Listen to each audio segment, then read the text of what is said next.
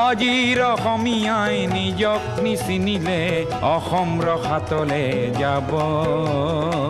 আমি অসমীয়া নহওঁ দুখীয়া বুলি সান্তনা লভিলে নহ'ব।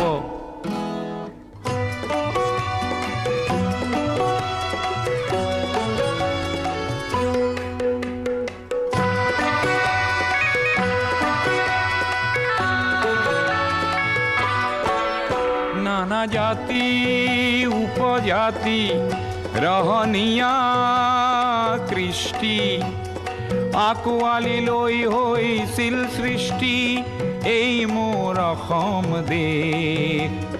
বিভেদ পৰিহৰি নিজ হাতে শ্ৰম কৰি দেশক নগঢ়িলে এই দেশ হ'ব নিশেষ আৰু মনবোৰ ভাগি ছিগি যাব। আজিৰ অসমীয়া